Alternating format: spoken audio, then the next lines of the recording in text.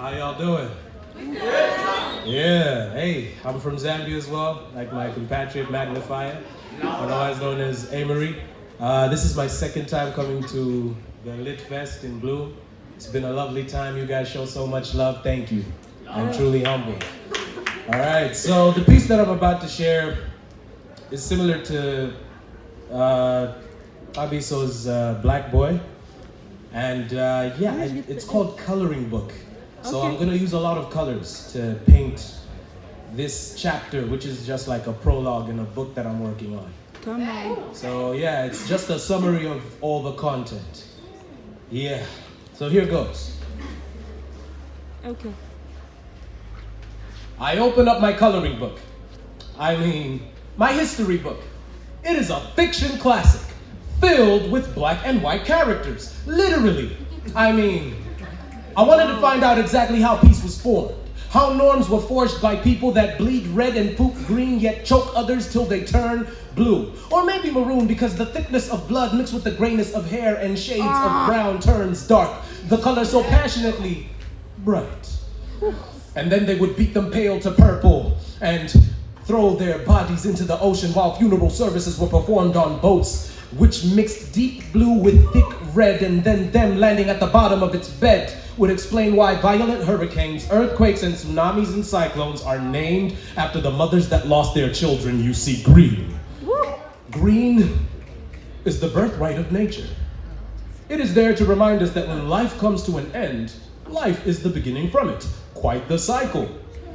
God has a brilliant palette in which all colors of a spectrum are spun to be brought to white, to remind us that it's the perfection he so desires. But then he separates all the colors to remind us again that perfections in a mess are required for the mosaic of diversity, where each stroke of genius is met with the stroke of its engineer. He plucks a fingernail off of his hand with his teeth and uses it as a brush to paint into nature its greenery, into the sky the reflection of the sea, and into the sea the reflection of space. And when you consider astronomy, you might find that it is not necessarily the study of space, but possibly the study of the reflection of the sea. And so to fly, I can, and to swim, I believe.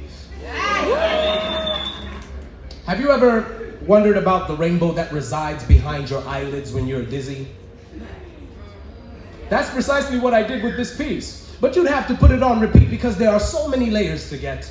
So to compete with me would literally be an excavation attempt to the earth's core, or listening to Royce or watch Eminem perform surgery on a whale to extrapolate its heart, or simply coming around me with an onion, please.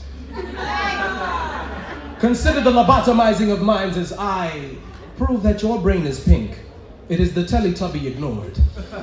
The cortex of your cerebral can form a vortex, but you believe that you are feeble and that your melanin tone is deaf to the sound of greatness, because the white man taught you inferiority and granted it to you as a complex. The white man stole your ancestors' religion and painted Sistine chapels with small-minded men. The white man came and told you that we are here to exchange land for God. I mean, God for land, and did it all in Jesus and the Queen's name. The white man told you that your tradition is shea butter and cocoa culture is film. They raped your culture and forced you to adopt a new language that hated the guts of your tradition until they turned blue. Oh my gosh. The accent. But now, his eyes are red and sullen with tears when he sees the yellow man from the far east come in to invest into the land he sought to build the Queen's nation. The yellow man just wants you to speak his language. The yellow man practices Kung Fu, speaks Telebo English. The yellow man gives you all the brown, green, red, and blue to change the rainbow of your life, the selling of your own land, your own people. The yellow man is here to usher in a new age of colonialism.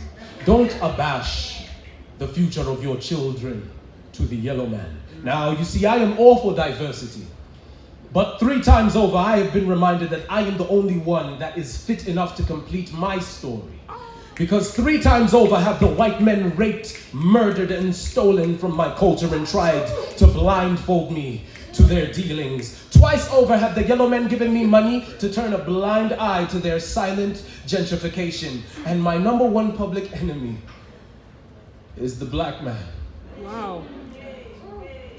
He uses tribal constructs of denomination to separate his own people.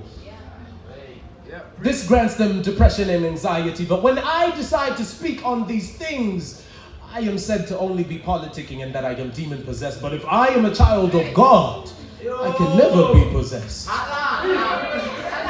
So what exactly is leading my people to suicide when the enemy cannot even whisper into my ear? God. So I figured out that renewing of the mind is helpful. I am on a journey to remind people that we are all on a journey to find our identity, because when we find ourselves, we get to realize that we are the healing that this world needs.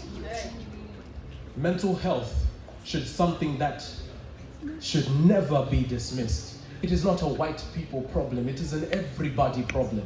Weak minds do not decide to die, strong, tired ones do.